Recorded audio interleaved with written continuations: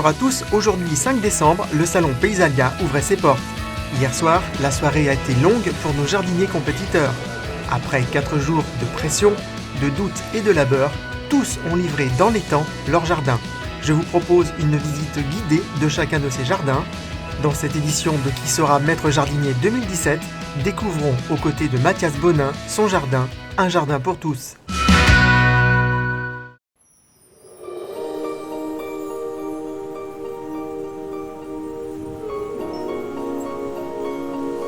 On voulait surtout que les gens rentrent dans le jardin, qu'ils aient surtout envie d'entrer dedans. Donc c'est pour ça qu'on a créé sur l'entrée une sorte de jeu avec le végétal et puis on appelait ça un quiz végétal, c'est-à-dire que ça allie à la fois la découverte du végétal et puis la réponse se trouve en fait dans un miroir, donc il y a une espèce de jeu aussi qui se fait par rapport à ça.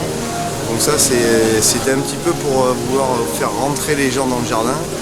Et puis très vite ils vont arriver dans un espace beaucoup plus fermé et après ce quiz ça permet de faire rentrer donc, les gens dans le jardin. Et tout de suite on va être attiré par le bruit de la fontaine, de la cascade, une cascade on a une chute d'eau d'à peu près 3 mètres de haut sur une pyramide. Ce bruit une fois de plus ça attire encore plus le visiteur dans le jardin et là on se retrouve carrément dans le cocon, enfin dans le noyau du jardin où on va trouver 3 banquettes qui sont un petit peu dissimulées dans un rideau de bambou et une masse végétale assez épaisse. Donc là les gens, et ça marche plutôt pas mal, on est content de ça, les gens vraiment prennent possession des lieux, ils s'allongent, même nous on a dit tiens on va en profiter un peu, on n'y arrive pas. Donc là les gens s'allongent et ils profitent très simplement du décor, du bruit.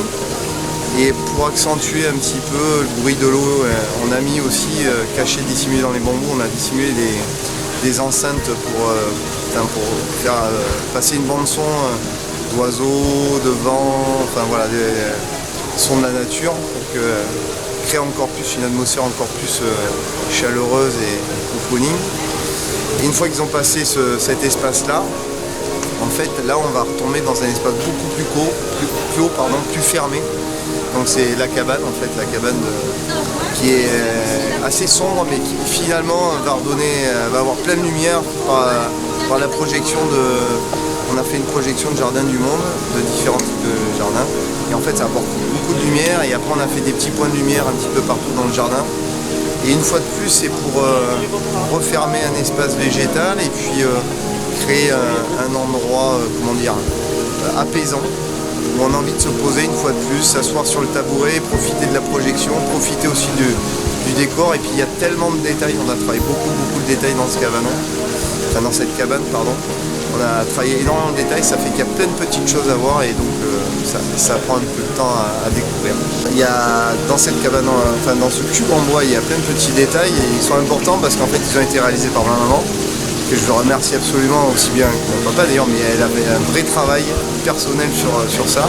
Donc on a fait une étagère où on avait parlé des remèdes de grand-mère et voilà, donc elle s'est éclatée, elle a pris des pots avec mis en valeur des plantes qui ont des vraies valeurs médicinales et elle a fait une déco tout simplement magnifique. Alors comme nous on était incapables de ramener la maman, ce qu'on a fait, elle nous l'a mis en place là-bas, on a pris des photos et on a reproduit ce qu'elle avait fait à Bergerac. Donc pour vraiment que ça soit son travail à elle. Donc voilà, et ça fait partie des détails et ça marche très bien. Les gens s'arrêtent, ils regardent ça, c'est vraiment fabuleux. Alors dans le jardin aussi très important, que ça soit à l'entrée et à la sortie, ça a été primordial et même une volonté qu'on a eue. On a tous travaillé aussi dans la volonté de faire un jardin accessible à tous. Et aussi bien de façon circulable et aussi visuelle. Et on a développé un concept qui nous a pris presque autant de temps que le jardin finalement, bizarrement.